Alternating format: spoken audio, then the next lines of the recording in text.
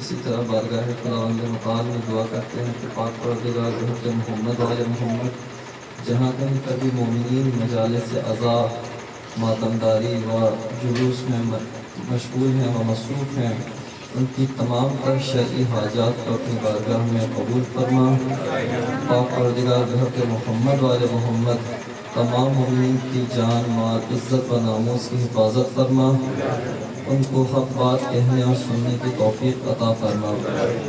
اپنی تمام تر شرعی حاجات کی برآوری کے لیے بر محمد وآل محمد صلوات۔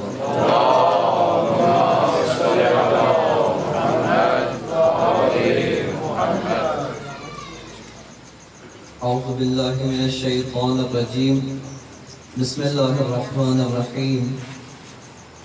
الحمد للہ رب العالمین، الحمد للہ الذی جعلنا من المتمسکین بولایت علی بن ابی طالب علیہ السلام، والصلاة والسلام علی سیدنا و نبینا و شفیع ذنوبنا و طبیب نفوسنا سیدنا و مولانا ابی القاسم محمد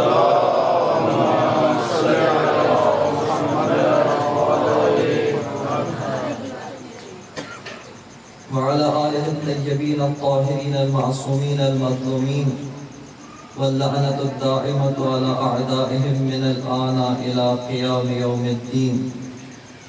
أما بعد، فقد قال حسين بن علي في وقت خروج من المدينة إلى المكة: لا والله يا ابن عمي لا فارقت هذا الطريق أبدا او انظر الى ابیات مکہ او یقضی اللہ فی ذلک مما تحب و ترضى بر محمد وآل محمد صلوات۔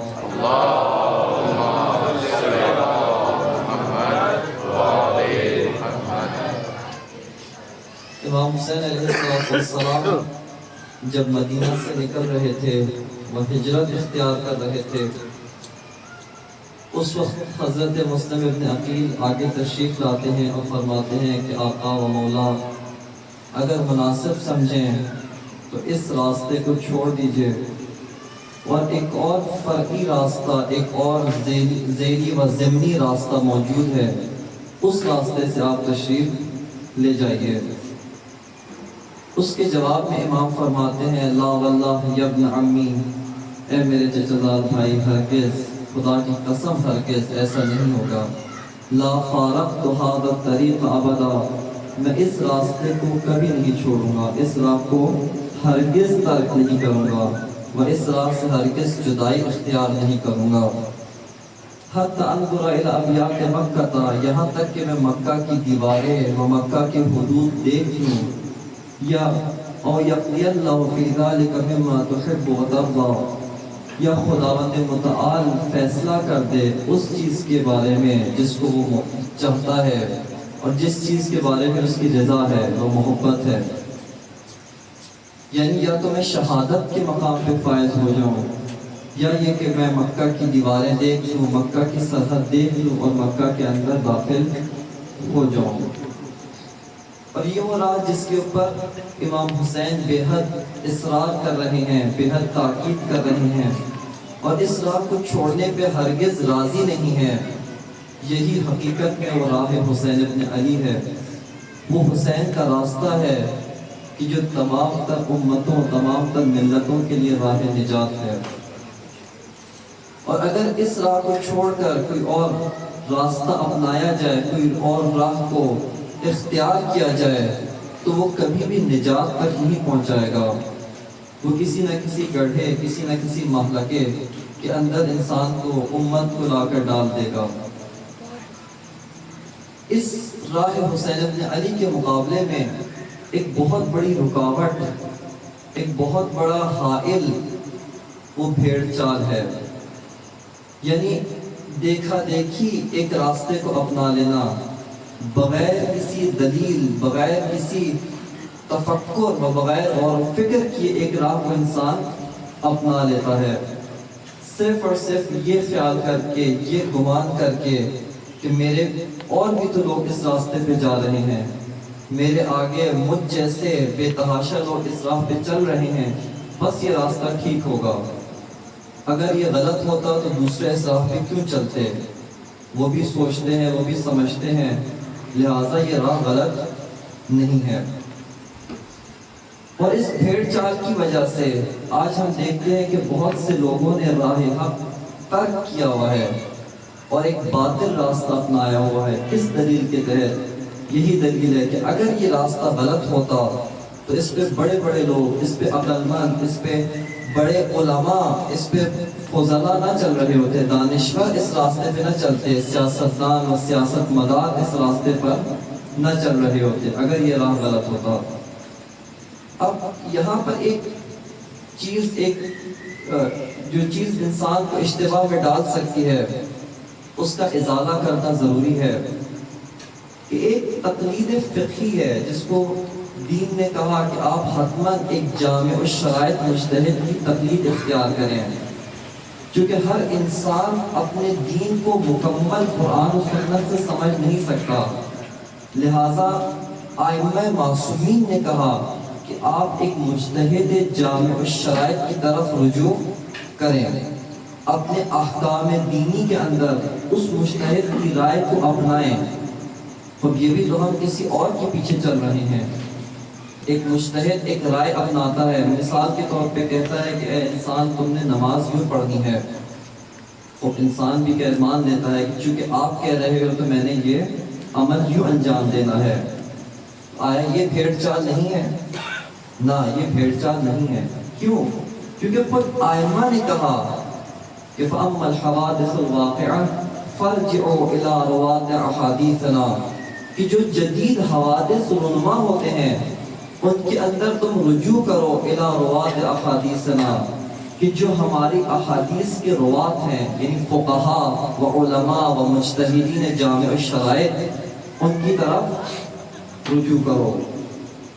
اور اسی طرح دیگر احادیث میں بیان کر دیا وَمَنْ كَانَ مِنَ الْفُقَهَاءِ صَائِنًا لِنَفْسِهِ حَافِظًا لِأَمْرِ مَوْلَاهُ مُطِيعًا لِأَمْرِ مَوْلَاهُ فَلِلْأَوَامِ أَنْ يُقَلِّدُوهُ، کہ جو بھی فقہاء میں سے صَائِنًا لِنَفْسِهِ اپنے نفس کی محافظت کرتا ہے، اپنے نفس کو بچاتا ہے، دنیا کے اندر داخل نہیں ہوتا، شہوت کے اندر داخل نہیں ہوتا، اور محافظاً للدین، اپنے دین کا محافظ ہے، مطیعاً لامر مولا ہو، اپنے مولا کے حکم کا پابند و مطیع ہے، اطاعت گزار ہے، فللعوام ان یقلدوہ، عوام کو چاہیے، عوام پر ضروری و واجب ہے ان یقلدوہ، کہ اس کی تقلید کریں۔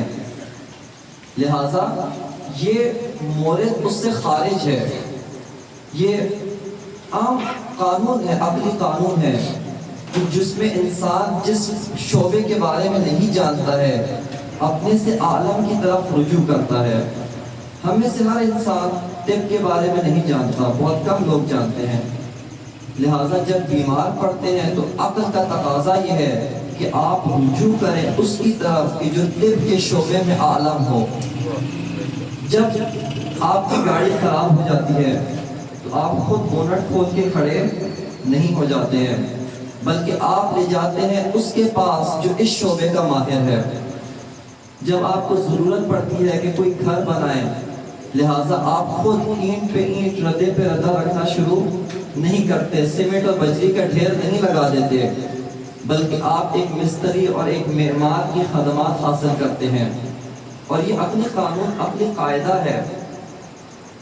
اور دین کے معاملے میں ائمہ نے صراحت کے ساتھ کہہ دیا کہ جب دین کا معاملہ پیش آئے تو اے انسان اپنی عقل پہ بھروسہ نہیں کرنا، فقط عقل پہ بھروسہ نہیں کرنا، بلکہ یہاں پہ آپ نے کیا کرنا ہے، آپ اس کی طرف رجوع کرو جس نے اپنی پوری زندگی صرف کی و خرچ کی تاکہ دین خدا کو گہرائی کے ساتھ سمجھ سکے، تاکہ قرآن و سنت سے وہ سارے احکام نکال سکے جو تمام تر بشریت کی ضرورت ہے۔ اور تبھی آپ دیکھیں کہ ایک مجتہد اپنی طرف سے بات نہیں کرتا، اپنی رائے بیان نہیں کرتا، بلکہ قرآن و سنت سے جو کچھ نکلتا ہے اسی کو بیان کر دیتا ہے۔ یہ طریقہ مجتہد سے پوچھیں کہ ایھا المجتہد، اے صاحب فقہ، اے صاحب شریعت آپ نے یہ جو بات کہی ہے یہ کہاں سے لی ہے؟ تو یہ نہیں کہے گا یہ میں نے اپنی جیب سے نکالی ہے، کہے گا یہ قرآن کی فلاں آیت سے یہ بات سمجھ میں آتی ہے، حدیث نمبر فلاں کتاب سے یہ بات حاصل ہوتی ہے۔ لہٰذا کسی کے ذہن میں یہ گمان نہ آئے کہ یہ جو ہم نے کل بھیڑ چال کی نفی کی ہے تو تقلید بھی نفی ہو جاتی ہے۔ نہیں، بھیڑ چال یعنی ایک انسان بغیر کسی دلیل کے ایک دوسرے شخص کی پیروی کر رہا ہے، اس کے پیچھے چل رہا ہے، یہ سوچے سمجھے بغیر کہ یہ مجھ سے پہلے والا جو اس راستے پہ چل رہا ہے یہ کیوں چل رہا ہے، میں اس کے پیچھے کیوں چلوں۔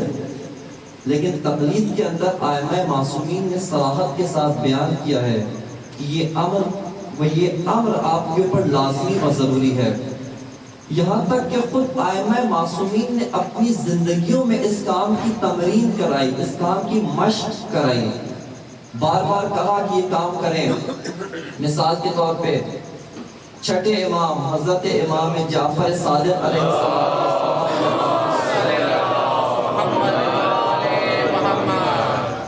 آپ مدینہ میں تشریف فرما تھے، کوفہ و بصرہ و مکہ کے مومنین آتے آ کے پوچھتے کہ یا امام ہمیں مشکل پیش آتی ہے احکام دین کے اندر، ہم ہر وقت آپ کی خدمت میں حاضر نہیں ہو سکتے ہیں، ہم کیا کریں؟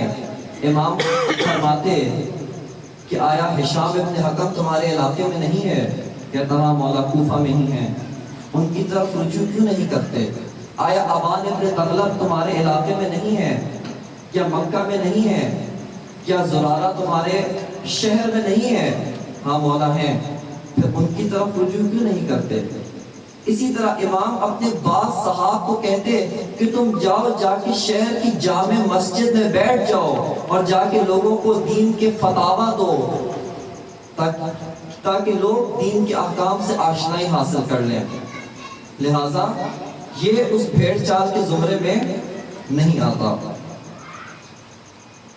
یہ بھیڑ چال جو انسان کو راہ حسین سے دور کرتی ہے، خداوند متعال نے اس بھیڑ چال کے راہ میں بہت سارے امتحان و فلٹر لگا دیے تاکہ ہر موڑ پہ انسان جدا ہوتے جائیں، جو بھیڑ چال والے ہیں وہ الگ ہوتے جائیں، جو معرفت و شعور و آگاہی کے ساتھ ایک راہ پہ چل رہے ہیں وہ الگ ہوتے جائیں۔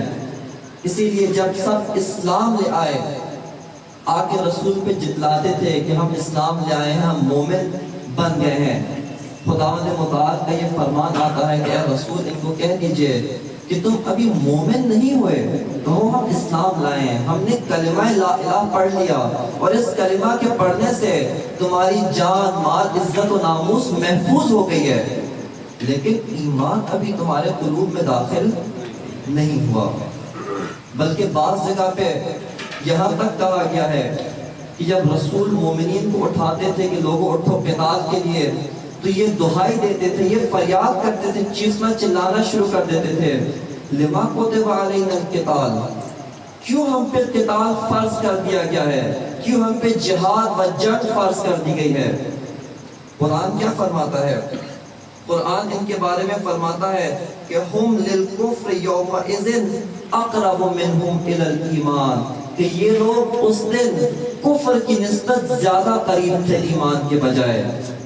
جب ایسی باتیں کرتے تھے تو یہ لوگ کفر کی نسبت زیادہ قریب ہو جاتے تھے، ایمان کے بجائے یہ کفر کے زیادہ قریب ہوتے تھے۔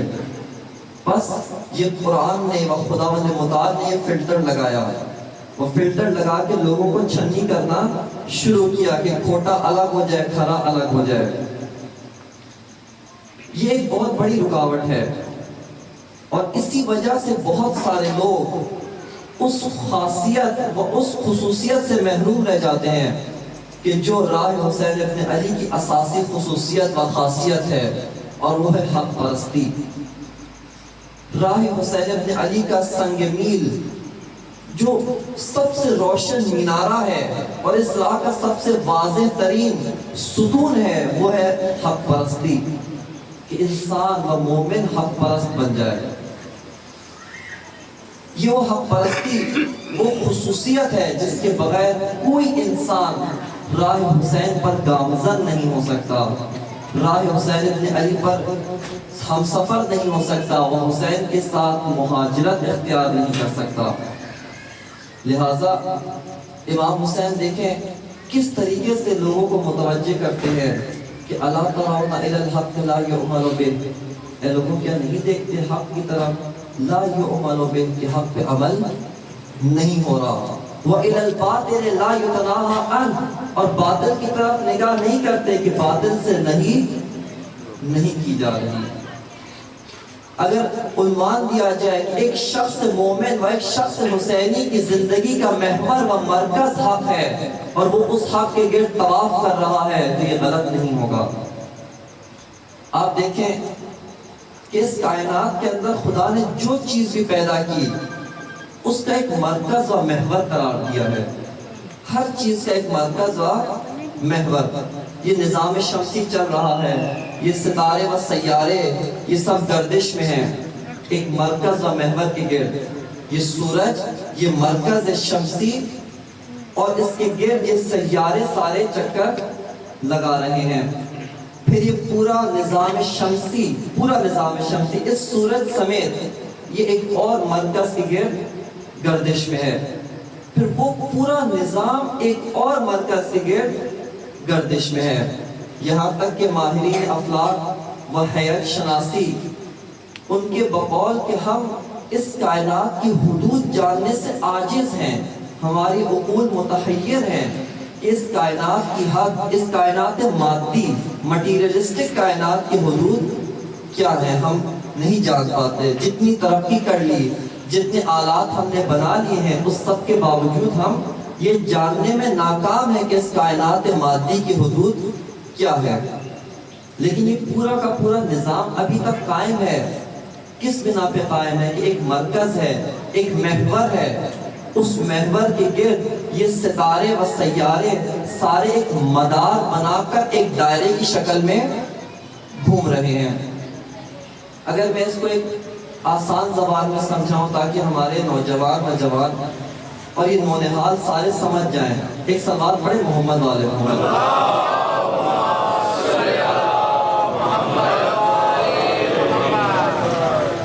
آپ دیکھیں عموماً بچوں کو بہت شوق ہوتا ہے دائرہ بنانے کا۔ زمین پہ کہیں پر بھی آپ دیکھیں ایک لکڑی کا ٹکڑا اٹھا کے دائرہ بنانے میں مشغول ہو جاتے ہیں اور دائرہ بناتے ہیں۔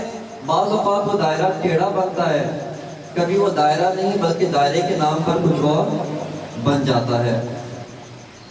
لیکن بعض اوقات بالکل ناپ کے اور بالکل صحیح دائرہ بناتے ہیں۔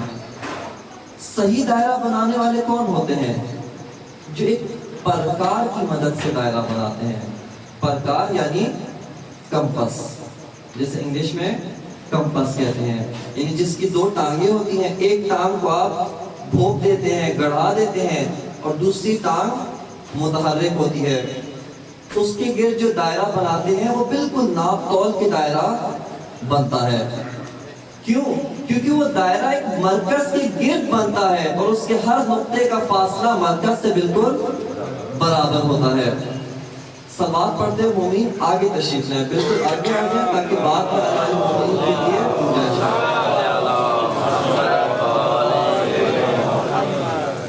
دیگر صلوات۔ اللہم صلی علی محمد و آل محمد، صلی علی محمد و آل محمد۔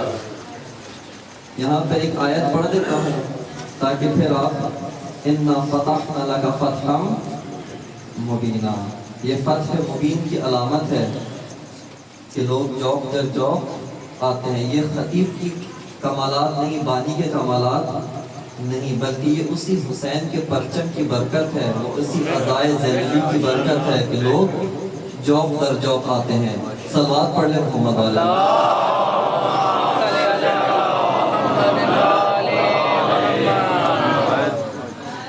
جو پرکار کے گرد دائرہ بناتے ہیں، اس مرکز و محور کے گرد دائرہ بناتے ہیں، آپ دیکھیں وہ دائرہ بالکل ناپ کا بنتا ہے، اس میں کوئی ایک نقطہ وہ ایک ذرہ آگے پیچھے ہونے کی گنجائش نہیں ہوتی. کیوں؟ کیونکہ وہ دائرہ ایک مرکز کے گرد بنا ہے. لیکن جب دائرہ بنے اور مرکز نہ ہو تو وہ دائرہ ٹیڑھا بچکا بنتا ہے. اس کو دائرے کے علاوہ سب کچھ کہا جا سکتا ہے.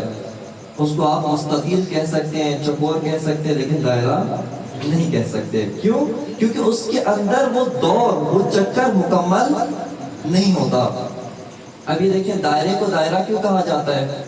کیونکہ جس نقطے سے آغاز کرتے ہیں اسی نقطے پہ آ کے ختم ہو جاتا ہے.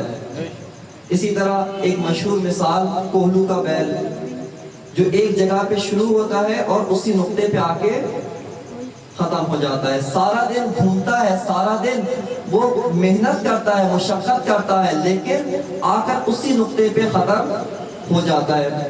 وہ کیوں آگے پیچھے نہیں جاتا؟ کیوں؟ کیونکہ مرکز کے ساتھ جو اس کا تعلق ہے, اس مرکز کے گرد جو گھوم رہا ہے, یہ مرکز اسے آگے پیچھے ہلنے نہیں دیتا. اس مرکز سے دور ہونا اس کے بس کی بات نہیں. اسی طرح ایک حسینی کا مرکز و ایک حسینی کی زندگیوں کا محور جس کے گرد اس کی پوری زندگی گھومنی چاہیے, اس کا عنوان ہے حق. اس کا عنوان ہے حق. حق کے گرد حسینی کی پوری زندگی گھومنی چاہیے. تبھی آپ دیکھیں وہ لوگ جن کی زندگیوں کے اندر یکسانیت نہیں, آج ادھر نظر آتے ہیں, کل کو کہیں اور نظر آتے ہیں, آج اس گروہ کے ساتھ نظر آتے ہیں, کل کو کسی اور گروہ کے ساتھ نظر آتے ہیں. ان کی زندگیاں ٹیڑھی بچکی ہیں, سیدھی نہیں ہے. کیوں نہیں ہے؟ کیونکہ ان کی زندگیوں کا مرکز و محور نہیں ہے. آج انہوں نے مال و دولت کو محور بنایا تو جو دولت مند و سرمایہ دار ہے اس کے گرد منڈلاتے ہیں. جس دن اقتدار کو مرکز بنایا صاحب اقتدار کے گرد طواف کرتے ہیں. جس دن کسی اور کو مرکز بنایا اس دن اس کے گرد گھوم رہے ہوتے ہیں.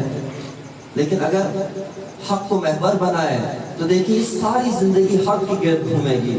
پھر فرق نہیں پڑتا کہ آیا سختیاں ہو یا نرمیاں ہو, آیا خوف ہو یا ہراس ہو, تمام حالات میں انسان یکساں ہوگا. تمام حالات میں یہ انسان ایک ہی طرح سے سفر طے کر رہا ہے. کیوں؟ کیونکہ اس کی زندگی کا مرکز و محور حق ہے. اب یہ بات طے ہو گئی کہ ہم نے اپنی زندگیوں کا مرکز حق بنانا ہے. تو کیسے معلوم ہو کہ حق کہاں پر ہے؟ ہم حق کی شناخت کیسے حاصل کریں؟ تو اس کے لیے آئیے بارگاہ رسالت میں چلتے ہیں. اپنی مشکل لے کر رسول خدا کی بارگاہ میں چلتے ہیں کہ اے رسول خدا, آپ نے کہا کہ حسینی بننا چاہیے. حسین منی و انا من الحسین. ہم آئے حسین کے راستے پہ. راہ حسین کا پہلا ستون و پہلا مینار حق ہے. اب ہم حق کے گرد طواف کرنا چاہتے ہیں تو ہمیں کوئی ایک ایسی نشانی بتا دیجئے کہ جس کے ذریعے سے ہمیں واضح سمجھ میں آ جائے حق کیا ہے, باطل کیا ہے. وہاں پہ رسول خدا فرماتے ہیں علی کو دیکھو, جدھر جدھر علی جا رہے ہیں ادھر ادھر حق جا رہا ہے. علی مع الحق والحق مع علی والحق یدور حیث دار علی. حق ادھر گھوم جاتا ہے جہاں پہ علی گھوم جاتے ہیں. لہذا اے مومن, اے حسینی, دیکھو جدھر جدھر علی قدم اٹھا رہے ہیں تم بھی وہیں پہ گھوم جاؤ, تم بھی اسی مرکز کے گرد طواف کرو. کیوں؟ کیونکہ علی اور حق یہ آپس میں ناقابل جدائی ہیں. ان میں افتراق اور جدائی ممکن نہیں ہے. بلکہ بعض جگہ کیا کہا, اللہم ادر الحق حیث ما دار علی. خدایا حق ادھر موڑ دے جدھر علی موڑ دے. یعنی حق تابع علی ہے, علی کے پیچھے پیچھے حق جا رہا ہے. بس اے مومن, اے شیعہ, تم علی کے پیچھے چلتے جاؤ, حق کے پیچھے چلتے جاؤ گے. لہذا ہماری زندگیوں کا عنوان, وہ ہماری زندگیوں کا مرکز و محور, قرآن نے کیا کہا کہ حق کو قرار دیں. اور حق ادھر جا رہا ہے جدھر علی جا رہے ہیں. یہ صرف فضیلت کا جملہ نہیں. آئیں اپنی زندگیوں کو اٹھا کر ملائیں امام علی کی زندگی کے ساتھ. یہ نہج البلاغہ جو مولا کے صرف فرمودات نہیں بلکہ علی کی امامت کا نمونہ ہے.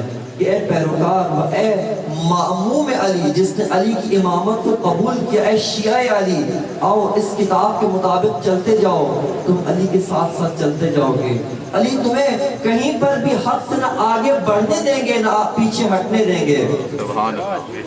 اگر تم حق سے آگے بڑھنے کی کوشش کرو گے تو علی وہیں پہ، علی کی خشن چہرہ، علی کا غضبناک نگاہیں تمہیں روک لیں گی، اور اگر حق سے پیچھے رہ جاؤ گے تو وہ ید اللہ آگے بڑھ کے مدد کر کے تمہیں حق تک دوبارہ پہنچا دے گا۔ وہ ید اللہ اسی لیے ہے تاکہ انسان جو پیچھے رہ جائے اس کو دوبارہ مدد کر کے آگے پہنچا دے۔ اسی وجہ سے جب ایک علی کا والی و گورنر عثمان ابن حنیف حق سے تھوڑا آگے بڑھ گیا، گناہ نہیں کیا لیکن تجاوز کر گیا، حد توڑ دی۔ وہ کیا حد توڑی کہ ایک دفعہ اس نے ایسی محفل میں شرکت کر لی جس محفل سے غریب اور غربا دھتکارے جاتے تھے، دھکے دے کر نکال دیے جاتے تھے، تو مولا کائنات کا خط اسے ملتا ہے کہ اے والی بصرہ، اے عثمان ابن حنیف، مجھے معلوم ہوا ہے کہ تم نے ایک ایسی محفل میں شرکت کی ہے، ایسے لوگوں کی دعوت قبول کیا ہے، ان لوگوں کے ساتھ بیٹھ کر کھانا کھانا پسند کر لیا ہے جن کی محفل سے غریب اور غربا دھتکارے جاتے ہیں۔ اپنے مولا کو دیکھو، تمہارے مولا نے دنیا میں سے 2 روٹیوں پر گزارا کیا ہے۔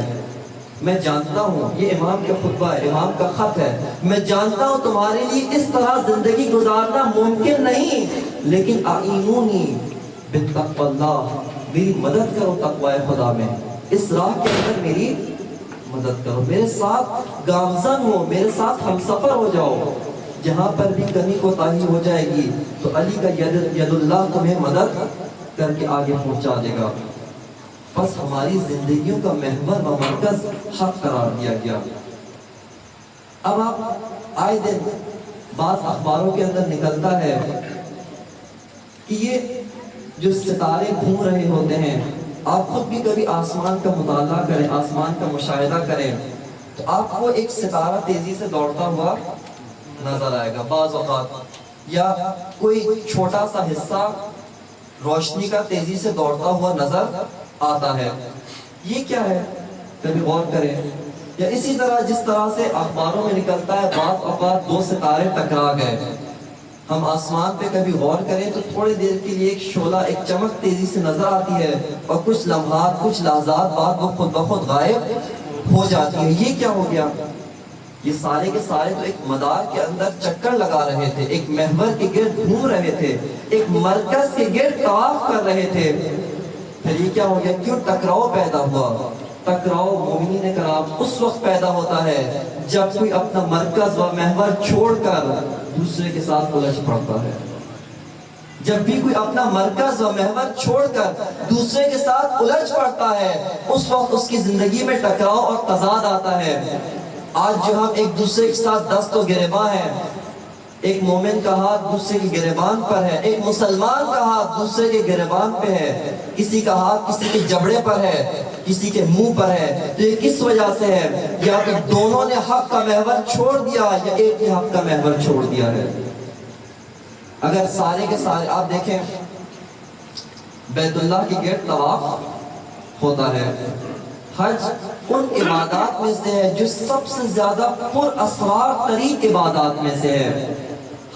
حج بیت اللہ سب سے زیادہ پر اسرار، جس کا انتہا سے زیادہ اسرار ہے، اور ہر قدم پہ ایک رمز، ایک راز، ایک کائنات رمز ہے، ایک کائنات راز ہے۔ یہ رموز اس کے اندر مثال کے طور پہ ایک حاجی کو کہا گیا کہ اے حاجی، تم حج کرنا چاہتے ہو، سب سے پہلی شرط ہے کہ مستطیع ہو، اگر غریب ہو، فقیر ہو، استطاعت مالی و بدنی نہیں رکھتے، نہیں جا سکتے حج پہ، نہیں جا سکتے، حج تم پہ واجب نہیں۔ خوب مستطیع ہو گیا، مستطیع یعنی جو اپنا بوجھ خود اٹھانے پر قادر ہو جائے، اپنا بوجھ اپنے پاؤں پر برداشت کرنے کے لیے تیار و آمادہ ہو جائے، اب تم جا سکتے ہو۔ کیا کروں؟ سب سے پہلے میقات پہ کھڑے ہو جاؤ، اس کے بعد کیا کروں؟ سلاوا لباس اتار دو۔ کیوں خدایا؟ کیا کپڑے کی کمی ہو گئی؟ نہیں، کپڑے کی کمی نہیں ہوئی۔ سلاوا لباس اتار دو، اب کیا کروں؟ 2 تولیہ لپیٹ لو، خدایا لپیٹ لیا، اب آگے کیا کروں؟ آگے آ جاؤ، سب سے پہلے حج کا جہاں سے آغاز ہوتا ہے وہ سب سے پہلے یہ ہے کہ تم مقام عرفات میں آ جاؤ، وادی عرفات میں شب 9 ذی الحجہ کو آ جاؤ۔ یہاں پر کیا کرنا ہے؟ قیام کرنا ہے۔ کوئی محنت مشقت کرنی ہے نا، قیام کرنا ہے۔ وہ خدایا گھر میں تو میں قیام کر سکتا تھا، سونا ہے تو گھر میں بھی سو سکتا تھا۔ خوب رمز ہے، راز ہے، یہاں پہ بیٹھنا ہے، وہ بیٹھ گیا۔ اب صبح کرو، صبح 9 ذی الحجہ۔ اب کیا کروں؟ یہاں پر مقام عرفات میں رکنا ہے مغربین تک، وہ مغربین گزار لی۔ اب کیا کروں؟ اب مزدلفہ جانا ہے۔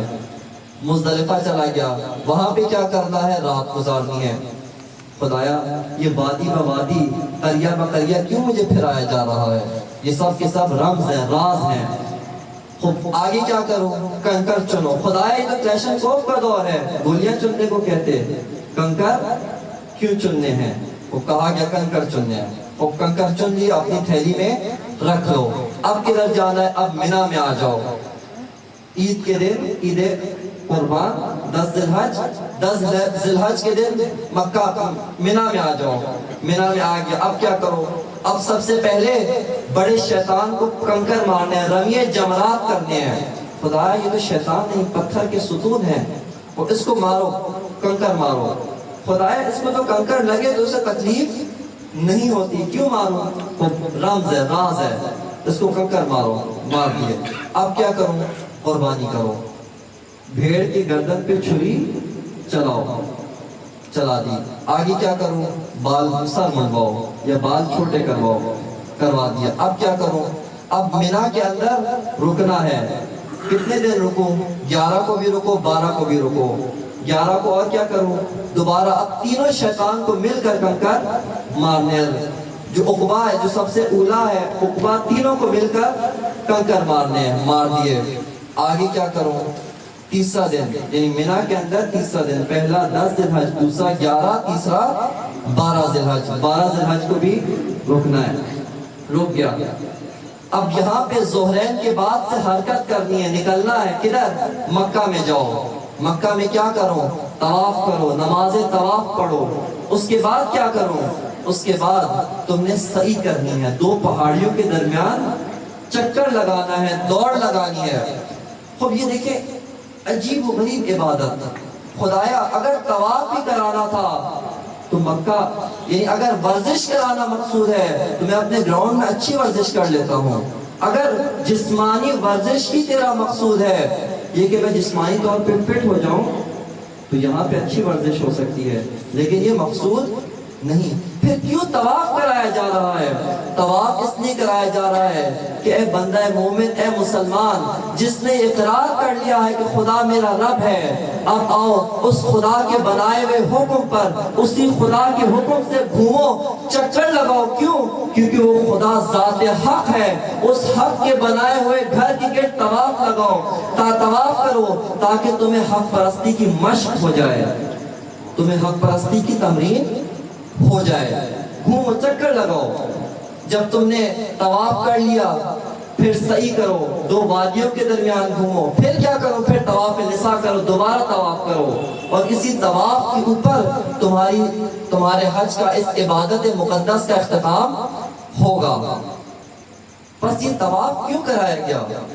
اس لیے کہ اے مسلمان، اے مومن، تم آؤ، آج اس گھر کے گرد چکر لگاؤ، ظاہری طور پہ، علامتی طور پہ، سمبولک طور پہ آج اس گھر کے گرد گھومو۔ کیوں گھومو؟ اس لیے گھومو تاکہ تمہیں حق پرستی کی مشق ہو جائے۔ اور اس سے پہلے بعض روایات و احادیث میں لکھا ہے کہ اس سے پہلے کہ انسان مقام حج پہ مشرف ہو، 9 ذی الحجہ یوم عرفہ روضہ حسینی و حرم حسینی میں مشرف ہو۔ کیوں؟ اس لیے کہ اے مومن، اے مسلمان، جب تک تو حسین کے حرم کے گرد طواف نہیں کرے گا تجھے فلسفہ حج سمجھ میں نہیں آئے گا۔ کیوں؟ کیونکہ حسین امام حق ہے۔ جب حق کے گرد و حرم حسینی کے گرد تو طواف کرے گا، اس کے گرد چکر لگائے گا، تجھے معلوم ہو جائے گا کہ حسین کیوں شہید ہوئے۔ حسین حق کا دفاع کرتے ہوئے، حق پرستی کا درس دیتے ہوئے، حق کا کاروان لے کر شہید ہوئے۔ لہٰذا اب جب تم طواف کعبہ کے لیے آؤ گے تمہیں پتہ چلے گا کہ میں کعبہ کی گرد کیوں طواف کروں۔ نعرہ تکبیر نعرہ رسالت نعرہ حیدری خوشنودی محمد و آل محمد بلند تر صلوات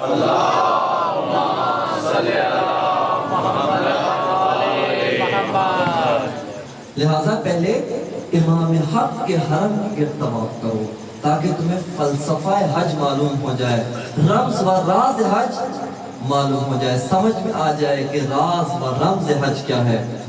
پھر اس کے بعد آؤ کعبے کی گرد جب طواف کرو گے تو وہ ایسا طواف ہوگا، وہ حج ابراہیمی ہوگا جس حج سے دنیا کی بڑی بڑی طاقتیں لرز جاتی ہیں۔ لیکن اگر فلسفہ حج وہ حق پرستی کا درس لیے بغیر تم کعبہ میں آ بھی گئے، طواف کر بھی لیا تو طواف محض چکر ہوں گے، طواف نہیں ہوگا۔ جس طرح اگر تم نے روزے کیا فلسفہ و روزے کی وجہ و علت جانے بغیر صبح سے شام تک بھوکے رہ گئے تو وہ فاقہ ہے، روزہ نہیں ہے۔ بس طواف کرو۔ اب طواف جب کر رہے ہیں ایک مرکز و محور کے گرد، اس کعبہ اس بیت اللہ الحرام کے گرد گھوم رہے ہیں، آیا کبھی آپ نے دیکھا ہے کہ اس گھر کے گرد گھومتے ہوئے کسی کا جھگڑا ہو جائے، کوئی دست و گریباں ہو جائے، کوئی آپس میں زور آزمائی کرنا شروع کر دے؟ کہ جو مومنین حج پہ گئے ہیں کہ انشاءاللہ خداوند متعال مجھے اور آپ کو سب کو توفیق حج عنایت فرمائے کہ وہاں پر شاذ و نادر ہے، شاید ناممکن ہے کہ ایسا اتفاق رونما ہو۔ کیوں کبھی کوئی دست و گریباں نہیں ہوتا؟ اس لیے کہ وہ سب کے سب ایک پرکار، وہ ایک محور کے گرد گھوم رہے ہیں۔ جب ایک محور کے گرد گھومتے ہیں تو زندگیوں میں کوئی اختلاف نہیں ہوتا، کہیں پر کوئی ٹکراؤ و جھگڑا نہیں ہوتا۔ اسی وجہ سے سید روح اللہ موسوی خمینی، امام خمینی رضوان اللہ تعالی علیہ فرماتے ہیں کہ اگر 1,24,000 انبیاء ایک جگہ پہ آپ جمع کر دیں، کتنے انبیاء؟ 1,24,000 انبیاء، ان کو کسی ایک ہال میں، کسی ایک نقطے میں، کسی ایک شہر میں آپ ان کو اکٹھا کر دیں، ان کا اجتماع لگا دیں تو ان میں کسی کا بھی دوسرے کے ساتھ ایک چھوٹی سی بات پر بھی اختلاف نہیں ہوگا۔ کیوں؟ سارے کے سارے ایک مرکز کے گرد گھوم رہے ہیں، حق پرست ہیں اور حق کے محور و حق کے مرکز کے مدار میں گھوم رہے ہیں، لہٰذا کسی کا کسی سے کوئی جھگڑا نہیں ہوگا۔ اور آج اگر ہماری زندگیوں میں اختلاف ہے، ہماری زندگیوں میں تفرقہ ہے، ہماری زندگیوں میں جھگڑا ہے، ہماری زندگیوں میں الجھن ہے تو اسی وجہ سے ہے کیونکہ ہم حق کے محور کو کے گرد نہیں گھوم رہے، یا میں نے یا دوسرے نے حق کا مرکز ترک کر دیا، یا دونوں نے حق کا مرکز ترک کر دیا۔ اگر دونوں باطل پر ہو تو اختلاف ہی اختلاف ہے۔ جیسے ایک اقتدار کے گرد گھوم رہا ہے، دوسرا شہوت کے گرد گھوم رہا ہے، دوسرا دولت کے گرد گھوم رہا ہے۔ آپ دیکھیں بات بات پہ یہ آپس میں ٹکراتے ہیں، بات بات پہ آپس میں جھگڑتے ہیں، لیکن اگر دونوں مرکز حق کے گرد گھومنے لگیں تو ان میں کوئی اختلاف نہیں ہوگا، کوئی ان میں ایک الجھن، کوئی ان میں ٹکراؤ نہیں ہوگا۔ ایک صلوات پڑھے محمد والے محمد۔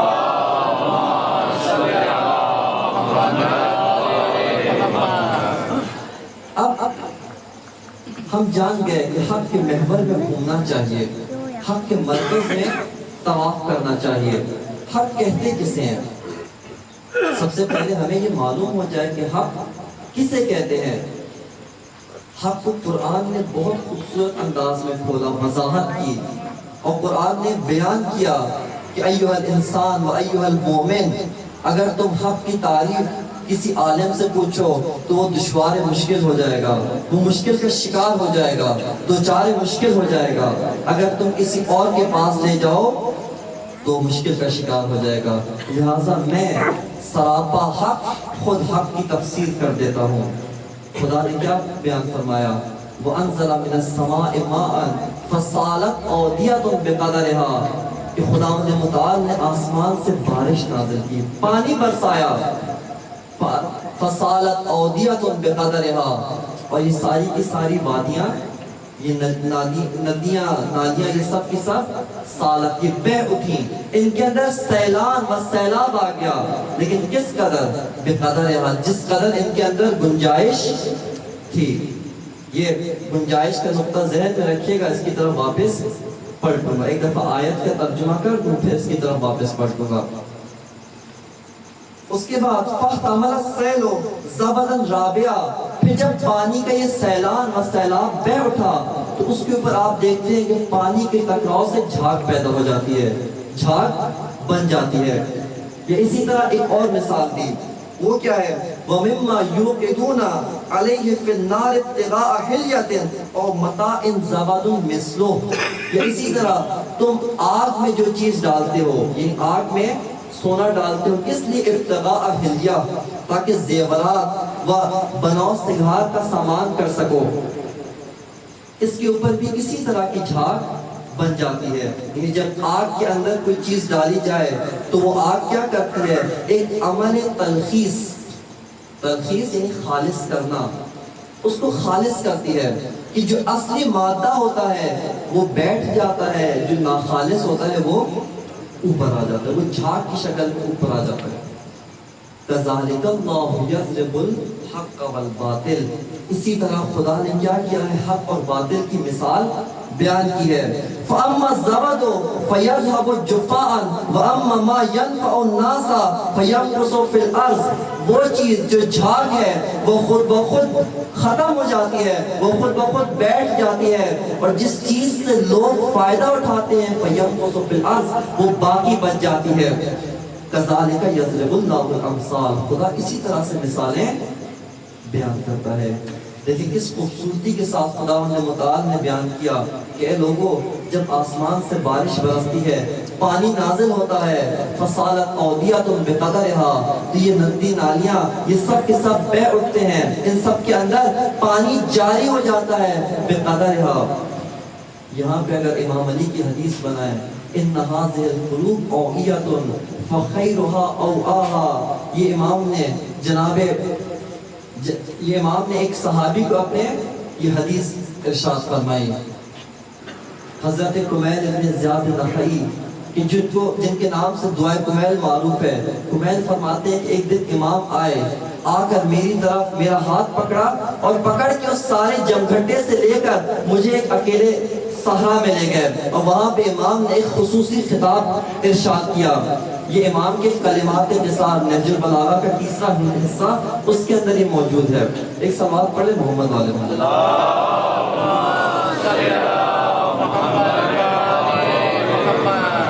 محمد والے محمد بلندتر صلوات.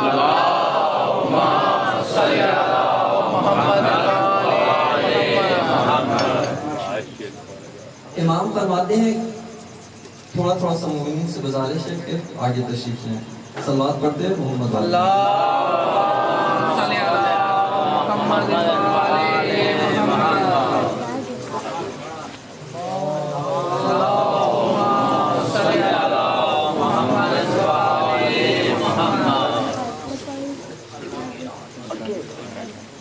بار دیگر صلوات.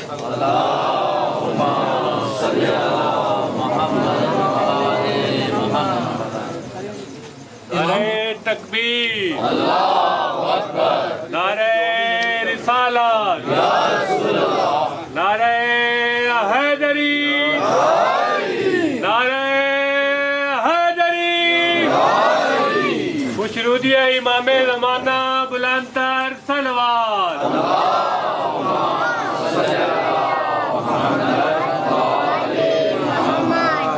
امام اپنے اس لائق شاگرد و اس صحابی کا ہاتھ پکڑ کر ایک صحرا میں لے گئے. وہاں پہ آ کے امام نے ان کے ساتھ بہت سارے مطالب بیان کیے. ان میں سے پہلا مطلب جو بیان کیا وہ یہ کہ یا کمیل ان هذه القلوب اوعیۃ فخیرها اوعاها، کہ اے کمیل یہ جان لے یہ قلوب، یہ دل، یہ ظرف ہے. فخیرها اوعاها، ان میں سے بہترین وہ ظرف ہے جس کے اندر گنجائش زیادہ ہو، جس کے اندر وسعت زیادہ ہو، جس کے اندر حق جتنا زیادہ آ سکے اتنا بہترین قلب ہے. اور قرآن بھی یہی فرما رہا ہے فصالت اودیۃ بقدرها، یہ سب کی سب وادیاں بہ اٹھتی ہیں بقدرها، اپنی گنجائش کے مطابق. بس یہاں پر اے مومنین، اگر اپنے دلوں کے اندر امام نے فرمایا کہ حب اہل بیت و حب علی وہ متاع ہے جو ہر دل کی زینت نہیں بنتی، بلکہ اس قلب، اس ظرف کے اندر یہ پاک و پاکیزہ مظروف، یہ پاک و طاہر چیز اس ظرف کے اندر آتی ہے جس ظرف کو تم نے پاک کر لیا۔ لیکن وہ ظرف کہ جس ظرف کی گنجائش و جس ظرف کی ظرفیت و جس ظرف کی وسعت اگر انسان گناہوں سے کم کر دے، اس کے اندر حب اہل بیت جیسی نعمت نہیں آتی ہے۔ بس قرآن کیا فرماتا ہے؟ فصارت اودیۃ بقدرہا، کہ یہ سب کی سب وادیاں اپنی مقدار کے مطابق بہ اٹھیں۔ اس کے بعد کیا ہوا؟ فاحتمل السیل زبدا رابعا، کہ اس پانی کے بہو، اس پانی کے ٹکراؤ کی وجہ سے اوپر جھاگ بن گئی، کہ جب پانی آپس میں ٹکراتا ہے تو یہ بلبلے، جس کے اندر اوپر کور تو پانی کی ایک جھلی کا ہوتا ہے لیکن اندر خالی ہوتا ہے، ہوا بھری ہوئی ہوتی ہے، یہ جھاگ اوپر آ گئی۔ اس کے بعد کیا ہوتا ہے؟ اس کے بعد قرآن فرماتا ہے وَمِمَّا يُوقِدُونَ عَلَيْهِ فِي النَّارِ ابْتِغَاءَ حِلْيَةٍ، اسی طرح وہ چیز کی جو تم آگ میں ڈالتے ہو زیورات کی خواہش کرتے ہوئے، زیورات بنانے کے لیے، اس کے اندر بھی کیا ہوتا ہے؟ زبد مثلو، اس کے اوپر بھی اسی طرح کی ایک جھاگ آ جاتی ہے، جو ثابت و پائیدار چیز ہے وہ نیچے بیٹھ جاتی ہے، جو ناخالص و ناپائیدار ہے وہ جھاگ کی شکل میں اوپر آ جاتا ہے۔ بس بارے لہا ہمیں سمجھ آ گیا حق و باطل کیا ہے۔ حق یعنی وہ چیز جو پائیدار ہو وہ نیچے بیٹھ جاتی ہے، وہ نیچے ٹھہر جاتی ہے، اور جو ناپائیدار ہو وہ اوپر جھاگ بن کر آ جاتی ہے۔ آپ کبھی یہ بچوں کو شوق ہوتا ہے کہ سرف کے ساتھ کھیلیں، پانی کے اندر سرف ملا کے خوب جھاگ بناتے ہیں، بلکہ بعض کھلونے ہی ایسے آ گئے ہیں، بعض گنے جس کے اندر پانی کا جھاگ اگر ڈالیں تو وہ جھاگ ہی نکالتا ہے، بلبلے نکالتا ہے۔ یہ بلبلے اڑتے ہوئے بہت اچھے لگتے ہیں، بہت جگہ گھیرتے ہیں۔ اگر ایک گلاس کے اندر آپ جھاگ بنائیں تو پانی تھوڑا سا ہوتا ہے، جھاگ پورا گلاس کھیر لیتی ہے۔ لیکن قرآن کیا فرماتا ہے؟ لوگوں تمہاری آنکھوں کو دھوکا ہوتا ہے۔ کیا دھوکا ہوتا ہے؟ تم یہ سمجھتے ہو کہ جھاگ بہت زیادہ ہے، بس جھاگ اصل ہے، پانی تھوڑا ہے، پانی ناپائیدار ہے۔ نہ، جو چیز ٹھہر جائے، جو چیز پائیدار ہے وہ پانی ہے، اور جھاگ ناپائیدار ہے۔ بس اے انسانوں، اگر کبھی تاریخ کا مطالعہ کرنا ہے تو دیکھو جو تحریکیں، جو سلسلے اتنے ناپائیدار تھے کہ جن کو توپوں کے ذریعے سے جاری رکھا گیا، جن کو جھاگ کے ذریعے سے سہارا دیا گیا۔ یزیدیت وہ سلسلہ ہے جو تلواروں کے ذریعے اٹھایا جاتا ہے، حسینیت وہ پانی ہے جو خود بخود پائیدار ہوتا ہے۔ سلسلہ حسینیت پائیدار ہے، اس کو جاری رکھنے کے لیے کبھی طاقت و اقتدار کا سہارا نہیں لیا گیا، یہ خود بخود پائیدار ہے، اس کی ذات کے اندر پائیداری ہے۔ قرآن کیا فرما رہا ہے کہ حق اور باطل کی خدا نے یہ مثال پیش کی۔ حق یعنی جو پائیدار ہو، جو ٹھہر جائے، جس سے لوگ نفع حاصل کریں، اور باطل جو ناپائیدار ہے، جھاگ کی طرح ہے۔ بس اے انسان، اگر دنیا میں کبھی طاقت تمہیں نظر آئے کہ امریکہ اور اسرائیل کے پاس بہت طاقت ہے، تو یہ قرآن یہی بتا رہا ہے کہ یہ بعض اوقات جھاگ اٹھ کے اوپر آ جاتی ہے، تمہاری آنکھوں کو دھوکا ہو جاتا ہے، تمہیں ان کی طاقت، تمہیں ان کا جاؤ حشم خیرہ کر دیتا ہے۔ کیوں؟ کیونکہ تمہاری آنکھوں پہ ابھی جھاگ نے آگے قبضہ جمایا ہوا ہے، تمہاری آنکھوں پہ آ کے ابھی دھند جمی ہوئی ہے۔ اپنی آنکھوں کو حق کے پردے سے، اپنی آنکھوں کو حق کے ذریعے سے صاف کرو، پھر تمہیں حقیقت نظر آئے گی۔ حقیقت یہ ہے کہ یہ جھاگ ہیں، حسینیت حق ہے، یہ حق ہے، بس پائیدار ہے۔ اس کو جاری رکھنے کے لیے، اس کو ثابت قدم رکھنے کے لیے طاقت کی ضرورت نہیں، خود بخود یہ سلسلہ جاری ہے۔ آئیں ہم اپنی زندگیوں کے اندر اب دیکھیں، جو بھی قانون، جو بھی قاعدہ ہمیں معلوم ہو، آ کے اسے فوراً اپنی زندگیوں کے اندر لاگو کریں۔ ہم دیکھیں ہماری زندگیوں کی بنیادیں آیا حق پر ہے یا نہیں، یہ جاننا چاہتے ہیں۔ آیا دیکھیں بنیاد پائیدار ہے یا پائیدار نہیں۔ آج تک ہم نے جب بھی ہم اپنی دوسری زندگی رائج و معمولی زندگی میں اسی قانون سے استفادہ کرتے ہیں. جب گھر بناتے ہیں تو کسی نے بھی گھر کی بنیاد نمک پہ نہیں رکھی. کبھی ڈالا بنیاد کھود کر کے اندر نمک ڈال دیا. کیوں؟ کیونکہ پتہ ہے کہ نمک ایک بارش ہوگی، نمک ناپائیدار ہے، کھل جائے گا اور یہ گھر آرام سے گر جائے گا. بلکہ آپ جب گھر کی بنیاد ڈالتے ہیں تو انتہائی مضبوط پائیدار سریا و لوہا و سیمنٹ ٹھوستے ہیں، سیمنٹ بھرتے ہیں تاکہ یہ گھر پائیدار ہو. اگر گھر پائیدار ہونا چاہتا ہے تو اس کی بنیاد پائیدار ہونی چاہیے، بنیاد مضبوط ہونی چاہیے.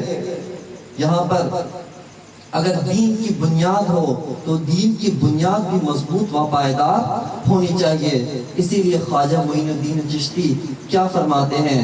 شاہ است حسین، بادشاہ است حسین، دین است حسین، دین پناہ است حسین، سردار نداد دست در دست یزید، حقا کی بنا لا الہ است حسین. کہ لوگوں اگر سن لو، آج تک اگر لا الہ و دین کی بنیاد مضبوط ہے اس وجہ سے کہ یہ عمارت دین ایسی مضبوط بنیاد پہ کھڑا ہے جس کو حسین ابن علی کہتے ہیں. جس بنیاد کو حسین ابن علی کہتے ہیں، اس ٹھوس بنیاد پر دین کی عمارت کھڑی ہے.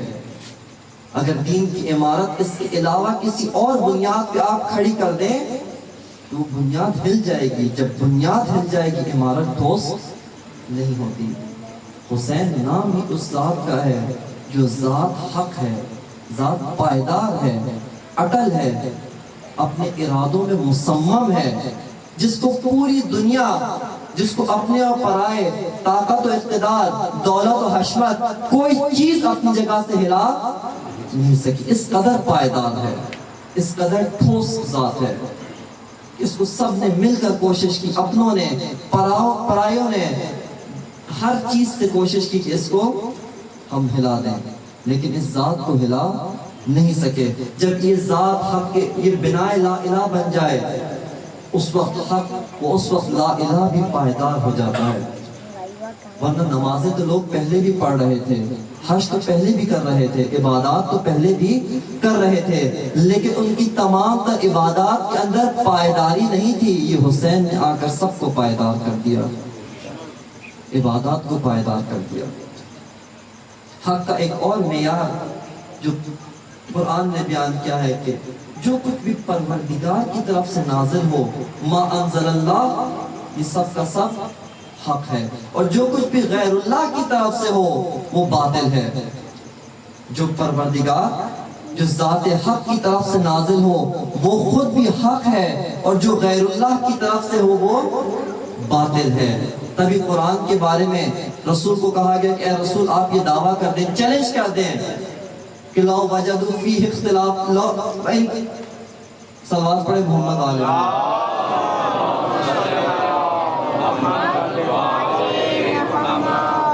کہ اگر یہ قرآن غیر اللہ کی طرف سے ہوتا لوجدوا فیہ اختلافا کثیرا، تو لوگ اس کے اندر کثرت کے ساتھ اختلاف پاتے، کثرت کے ساتھ ٹکراؤ پاتے. اس کی پہلی آیت دوسری آیت سے ٹکراتی، اس کا آخر اس کے آغاز سے ٹکراتا، اس کا آغاز اس کے وسط سے اختلاف کرتا ٹکراتا.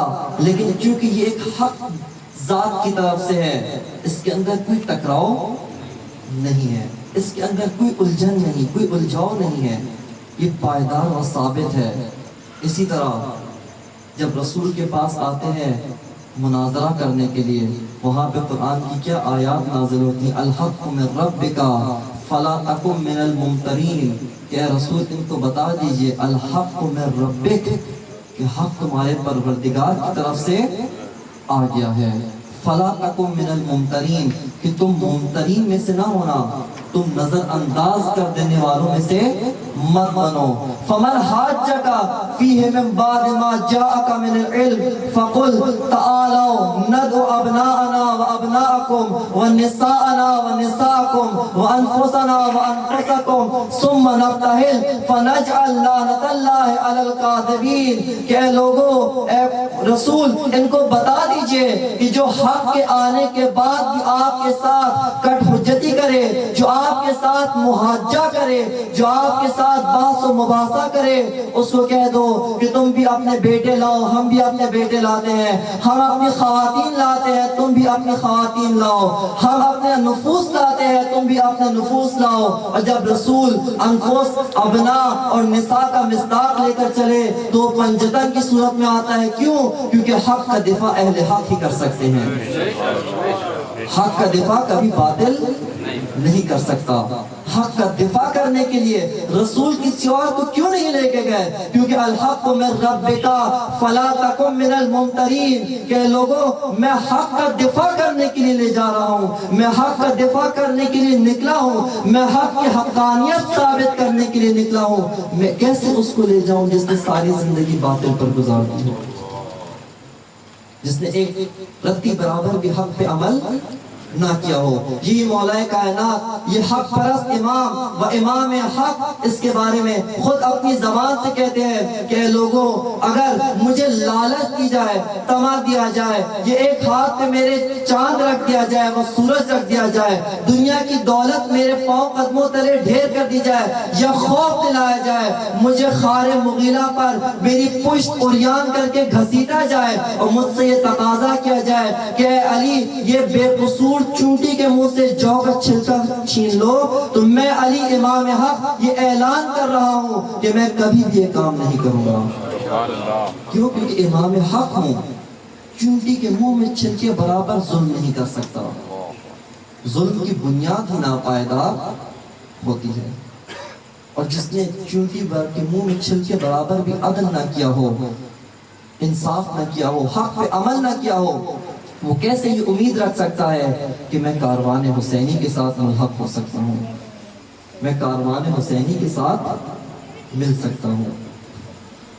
کاروان حسینی کی بنیاد ہی حق پہ ہے۔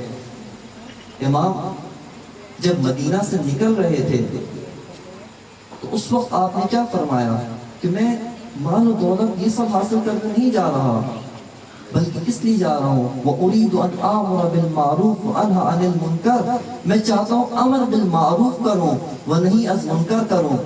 یہ ایک اور مقام پہ فرماتے ہیں أَلَا تَرَوْنَ أَنَّ الْحَقَّ لَا يُعْمَلُ بِهِ، کہ نہیں دیکھتے کہ حق پہ عمل نہیں کیا جا رہا ہے، وَالْبَاطِلَ لَا يُتَنَاهَا عَنْهُ، اور باطل سے روکا نہیں جا رہا۔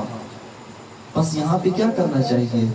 یہاں پر مومن کو رغبت کرنی چاہیے کہ وہ لقاء پروردگار کی طرف گامزن ہو جائے، وہ لقاء پروردگار کا شوق رکھے اور رغبت کرے اپنے پروردگار سے ملاقات۔ کیوں؟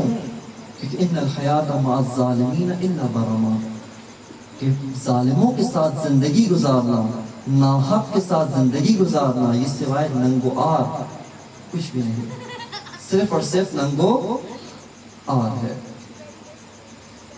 اسی لیے مومنین کرام، اگر ہم ابھی تک حق کے ساتھ فاصلے پر ہیں، ابھی تک اپنی زندگیاں حق کی مضبوط بنیاد پر استوار نہیں کر سکے، آئیں آ کر حسین بن علی سے در سے حق لیں کہ اے مولا آج کے بعد ہمیں توفیق دیں، ہماری زبان سے حق نکلے، ہمارے اعمال سے حق کی جھلک ظاہر ہو، ہماری تفکر حق کی بنیاد پر ہو، اور ہمارا قدم قدم حق کی بنیاد پر اٹھے۔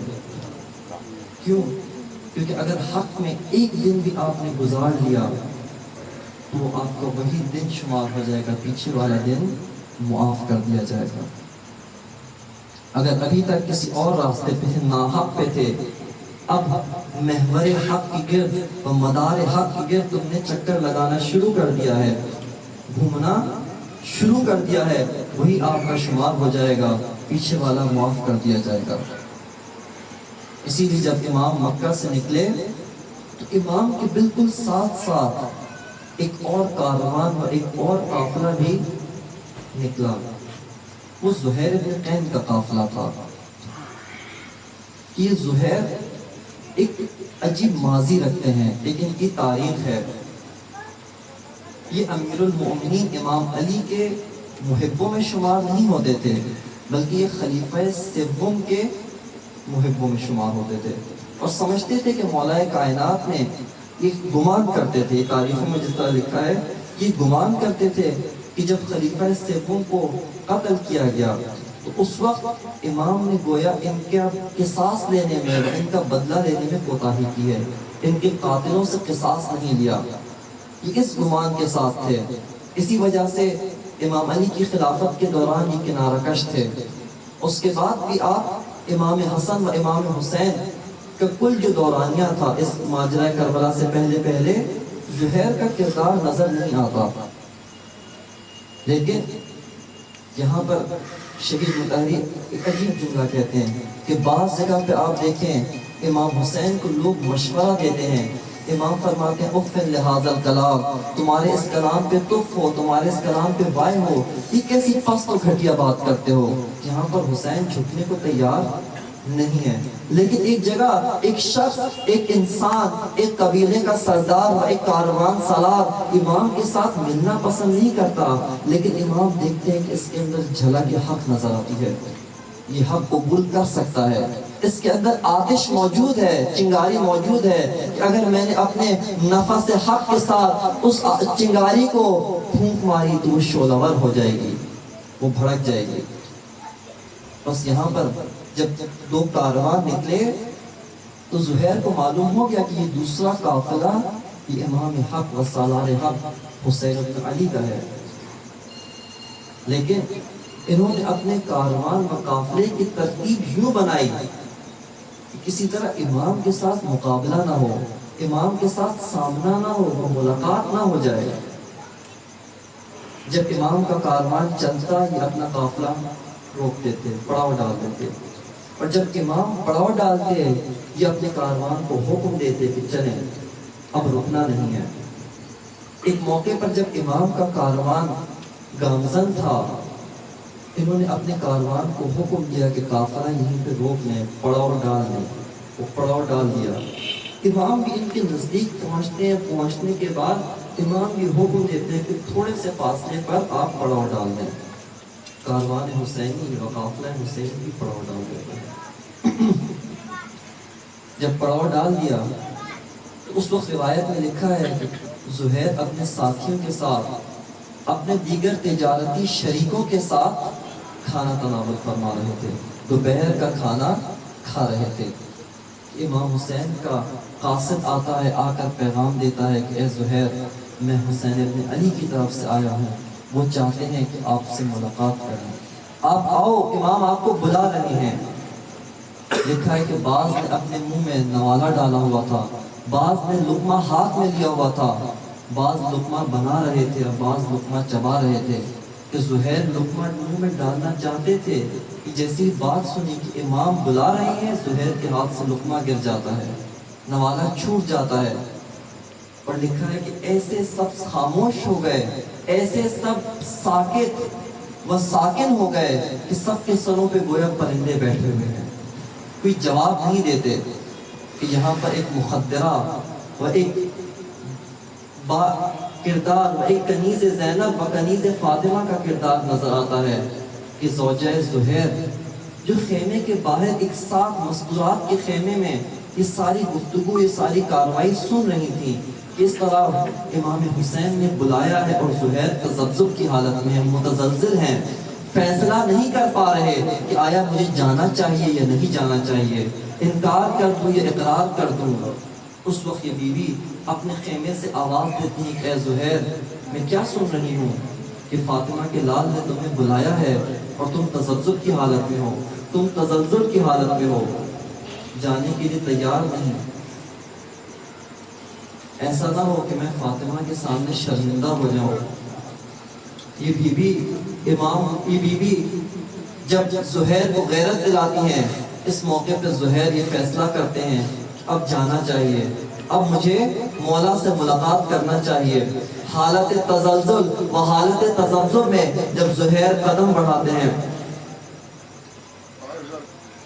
پڑھ رہے ہیں، میں آپ کو تکلیف نہیں دینا چاہتا ہوں، لیکن آپ نے یہ پڑھا ہے استاد محترم کا جملہ کہ ممبر حسین کا فریضہ اپنی قوم کو نصرت حسین کے لیے تیار کرنا ہے۔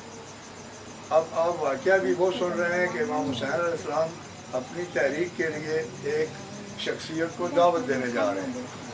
ہمارے अगर मोहतरम जो गुफ्तगू फरमा रहे हैं और ख़ुद माह मुहर्रम और ये हमारे जो अशरा मुहर्रम है, ये हमसे क्या तकाज़ा करता है। और साहब वाक़ई उस दावत को आगे बढ़ा रहे हैं और इस हवाले से मेरी आपसे ये गुजारिश है कि वो जज्बात, वो तैयारी, वो जुर्रत, वो हिम्मत, वो शुजाअत जो इस गुफ्तगू के बाद या ये चीज़ें सुनने के बाद, ये वाक़यात सुनने के बाद हमारे अंदर होनी चाहिए और उसका इजहार भी होना चाहिए। तो मैं आपसे गुजारिश करूँगा कि आप ये समझें कि इमाम हुसैन अलैहिस्सलाम ज़ुहैर इब्न कैन को दावत देने नहीं जा रहे, हमें भी आज भी दावत दे रहे हैं और आने वाली नस्लों को भी दावत दे रहे हैं। तो उसके जवाब के लिए हमें क्या करना चाहिए? तो कम अज़ कम आप अपने जज्बात का इतना इजहार ज़रूर करें। और दूसरी बात यह है कि ये छोटे छोटे जो बच्चे बैठे हुए हैं, इनके लिए भी ये ज़रूरी है कि ये बातें इनके जहन में हों, ये जुर्रत भरे अशआर इनके जहन में हों, ताकि इनको पता चले कि आगे चल के हमने नुसरत हुसैन कैसे करनी है। तो मैं चंद शोहार लगाऊंगा, आपने उनका जवाब देना है। ऐ हमारी दर्शगाह करबला करबला, ऐ हमारी दर्शगाह करबला करबला, हक का सीधा रास्ता करबला करबला, हक का सीधा रास्ता करबला करबला। एक बात जो हम बार बार सुनते भी हैं 10 मुहर्रम के हवाले से कि इमाम हुसैन अलैहिस्सलाम ने एक निदा बुलंद की थी कि कोई है जो मेरे साथ इस काफ़िले में शामिल हो जाए। उस्ताद मोहतरम फरमाते हैं कि इमाम हुसैन अलैहिस्सलाम को पानी की प्यास भी थी, लेकिन लब्बैक की प्यास भी थी। ये वाक़या मैं बताता हूँ। इमाम आशूर के दिन जब मौला हुसैन बिल्कुल तन्हा रह गए, रिवायात में है कि जब बिल्कुल तन्हा रह गए और कोई साथी नहीं था, हत्ता कि जब अली असगर को भी ले जाकर इमाम मक्तल में शहीद करवा देते हैं, तो उसके बाद असर आशूर इमाम जब आते हैं घोड़े पे सवार होकर ऐन मक्तल के वसत में पहुंचकर एक निदा देते हैं, हल मिन नासिरिन यंसुरुना, हल मिन ज़ाबिन यज़ुब्बु अन हरम रसूलिल्लाह, हल मिन मुगीसिन युगीसुना, कि आया कोई नासिर है जो हमारी मदद करे, आया जो कोई ऐसा शख्स है, कोई मुदाफ़े है जो हरम रसूल का दिफा करे, आया कोई फरियाद रस है जो हमारी फरियाद रसी को आए।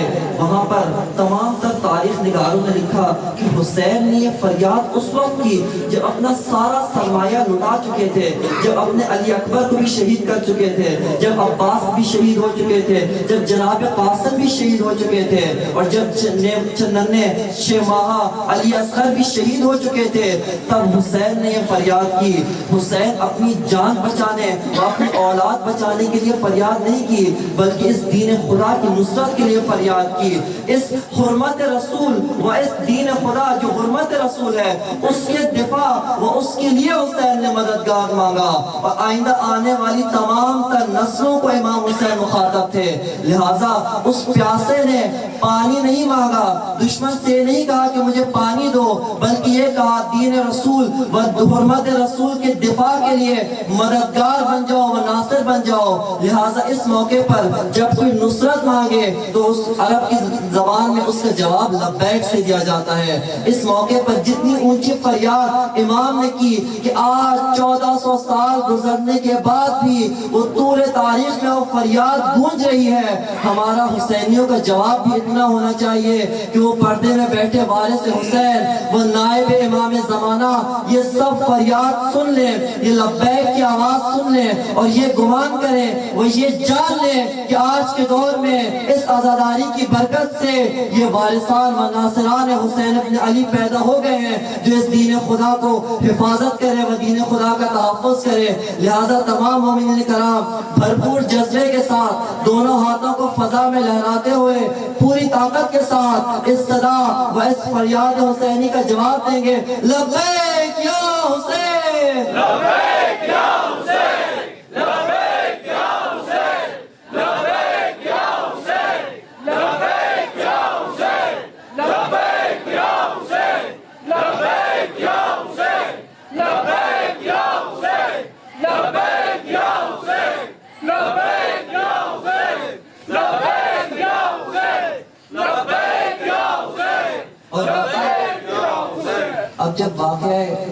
زہیر ابن قین سن رہے ہیں، آرزو کرے، وہ گمان کرے، وہ یہ تمنا رکھے کہ اے مولا جس طرح سے آپ نے اپنے معجزہ نما کلام سے زہیر کو تبدیل کر دیا، منقلب کر دیا، اگر آج تک ہم شقی بنے ہوئے ہیں، آج تک ہم دور حق سے دور کھڑے ہوئے ہیں، آج تک ہم پہ کوئی چیز ذکر خدا اثر نہیں کرتا، تو اے فاطمہ کے لال آپ کا کلام معجزہ نما ہے، ہمارے دلوں کو بھی توڑ دیجئے، ہمارا قلب بھی نرم ہو جائے کہ وہ زہیر جو تذبذب کی حالت میں تھے، تزلزل میں تھے، جاتے ہوئے قدم لڑکھڑا رہے تھے، ڈگمگا رہے تھے، اور اگر زوجہ زہیر نہ ہوتی تو شاید زہیر نہ جاتے۔ جب اس بی بی و اس مخدرہ کا کلام سنا، وہ اس کی جرأت آمیز گفتگو سنی، تو زہیر کو غیرت آتی ہے۔ بلکہ بعض روایت میں یوں لکھا ہے کہ زوجہ زہیر مزید کہتی ہیں کہ اے زہیر اگر آپ نہیں گئے تو ایک خاتون ہو کہ میں حسین کی خدمت میں جاؤں گی اور میں پوچھتی ہوں کہ آقا و مولا کیا حکم ہے۔ زہیر یہ باتیں سن کر جاتے ہیں، تذبذب لڑکھڑاہٹ پورے وجود پہ طاری ہے، لیکن لکھا ہے کہ چند ہی لمحوں بعد، زیادہ دیر نہیں بیٹھے، گھنٹوں نہیں بیٹھے، بلکہ چند ہی لمحے گزرے تھے کہ زہیر خوشی کے ساتھ چہرہ کھلا ہوا ہے، تبسم ہے، اور گھوڑا سر پر دوڑاتے ہوئے آ رہے ہیں خیمہ حسین سے۔ آتے کے ساتھ ہی اپنے ساتھیوں کو کہتے ہیں کہ اپنا مال تجارت الگ کرو، میرا مال الگ کرو۔ کسی تاریخ میں یہ نہیں لکھا، کسی جگہ کسی مورخ میں نہیں لکھا کہ حسین اور زہیر کے درمیان کیا گفتگو ہوئی، ان کے درمیان کیا بات ہوئی، کہ کاش اگر وہ بات ہمیں بھی معلوم ہو جائے تو شاید ہمارے شقی دل بھی ٹوٹ جائیں، شاید ہم بھی آج حسین کے کاروان کے ساتھ و قافلے کے ساتھ چند قدم اور نزدیک ہو جائیں، یا اس قافلے پہ آخر تک چلتے ہوئے شہادت قبول کر لیں۔ آتے کے ساتھ ہی اپنی زوجہ سے کہتے ہیں کہ اے زوجہ اپنا سامان بھی الگ کرو، میرا سامان بھی الگ کرو، مالک تجارت میں سے جو میرا حصہ تھا وہ میں نے تمہیں بخش دیا، اور میں تمہیں طلاق دیتا ہوں تاکہ تم میرے بعد اسیر نہ ہو جاؤ۔ اب میں نے فیصلہ کر لیا ہے کہ اپنی زندگی موت دونوں کا فیصلہ حسین کے ساتھ رقم کروں، اگر حسین جئیں گے تو زہیر بھی جیے گا، لیکن اگر حسین نے شہادت کا انتخاب کیا ہے تو زہیر بھی زندہ نہیں رہے گا۔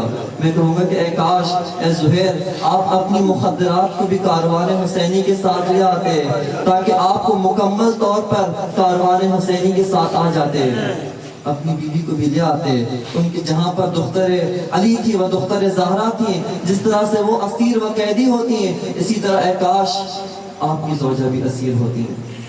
زہیر اپنا سامان الگ کرتے ہیں، اپنی زوجہ کو طلاق دیتے ہیں، ضروری وصیتیں کرتے ہیں، اور اس کے بعد اپنا خیمہ امام کے خیمے کے ساتھ لگا لیتے ہیں، اور یہاں تک کہ امام جب کربلا میں داخل ہوتے ہیں، کربلا میں وارد ہوتے ہیں، وہاں تک زہیر ساتھ ہیں، قدم بقدم امام کی مشایعت میں ہیں، یہاں تک کہ جب شب عاشور آ گئی اور اصحاب کی وفا کا امتحان لینے کا وقت آیا، ایک موقع پر بیوی نے پوچھا امام سے کہ مولا کیا آپ کو اپنے صحاب کی وفا پہ اطمینان ہے کہ آپ کے صحابی ایسا تو نہیں کل یوم عاشور ہمیں چھوڑ جائیں گے؟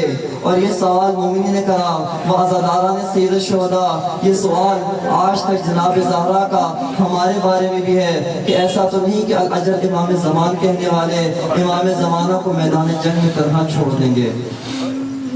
جب یہ فریاد اصحاب رسول کے کانوں پہ آتی ہے کہ بیوی کو ہماری وفا پہ شک ہے، سب کو ایک جگہ جمع کرتے ہیں، مولا کو دعوت دیتے ہیں، وہاں پہ ہر صحابی بڑھ کے اطمینان دلاتا ہے کہ مولا جب تک کوئی بنو ہاشم زندہ ہے، جب تک کوئی صحابی زندہ ہے، اس وقت تک کوئی بنو ہاشم میدان میں نہیں جائے گا۔ امام چراغ بجھا دیتے ہیں، پھر ایک دفعہ امتحان دیتے ہیں کہ جو دوسروں کو دیکھا دیکھی آ گئے، جو غیرت کی وجہ سے آ گئے، جو شرم کی وجہ سے آ گئے، وہ ابھی بھی چلے جائیں، لیکن جب چراغ جلاتے ہیں تو دیکھتے ہیں کہ سارے کے سارے وہیں پر بیٹھے ہیں، انہی میں سے زہیر ہوتے ہیں۔ زہیر ابن قین کہتے ہیں کہ آقا خدا نے یہ ایک جان دی ہے، اے کاش ہزاروں جانیں دی ہوتی تو ہر دفعہ آپ کی راہ میں آپ کی نصرت کے دوران میں آپ کے اوپر جان نثار کر دیتا، پھر خدا دوبارہ زندہ کرتا، دوبارہ آپ کی راہ میں لڑتا، شہید ہو جاتا، پھر خدا زندگی دیتا، پھر لڑتا اور پھر شہید ہو جاتا۔ اور جب یوم عاشور آتا ہے، روز عاشور آتا ہے، صحابی ایک ایک کر کے جاتے ہیں، اصحاب حسین ایک ایک کر کے نصرت حسین کا ثبوت و وفا کا ثبوت دیتے ہیں، کبھی ہر جاتے ہیں، کبھی جون جاتے ہیں، اور ایک وقت آتا ہے جب زہیر ابن قین کی باری آتی ہے، زہیر ابن قین بھی جاتے ہیں، مقتل میں جا کر اپنے شجاعت کا ثبوت دیتے ہیں۔ اتنی دیر میں کاروان حسینی سے اذان ظہر کی آواز آتی ہے، جب اذان ظہر کی آواز آتی ہے تو زہیر کہتے ہیں کہ میرے آقا و مولا نے نماز کا قصد کیا ہے، میں بھی چاہتا ہوں کہ آخری نماز عشق امام عشق و امام حق حسین ابن علی کے پیچھے ادا کروں۔ آتے ہیں، نماز ادا کرتے ہیں، نماز کے بعد زہیر جب دوبارہ میدان میں تشریف لے جاتے ہیں، شہید ہو جاتے ہیں۔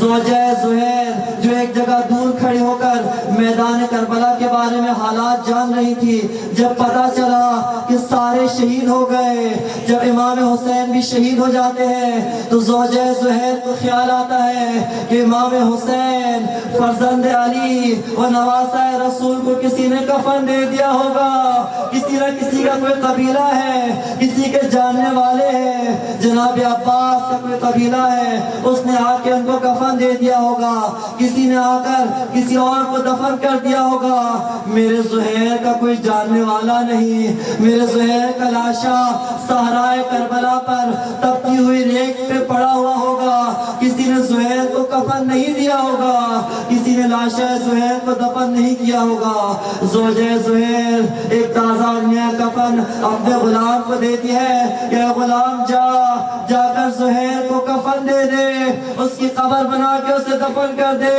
وہ غلام جو صحرائے کربلا میں آتا ہے، کیا دیکھتا ہے کہ جس ریت پر زہیر کا لاشا پڑا ہوا ہے، اسی ریت پر آقائے حسین، آقائے زہیر حسین کا لاشا بھی پڑا ہوا ہے، اسی ریت پر جناب عباس کا لاشا بھی پڑا ہوا ہے۔ وہ غلام کفن لے کے واپس خیمے میں آتا ہے، زوجہ زہیر ہاتھ میں کفن دیکھتی ہیں، پوچھتی ہیں خدا بھلا کرے اس شخص نے جس نے میرے زہیر کو بھی کفن دے دیا ہوگا، تو یہ کفن واپس لے آیا۔ اس سے لگتا ہے کسی رحم دل کسی شخص نے ترس کھا کر میرے زہیر کو بھی کفن دے دیا ہوگا۔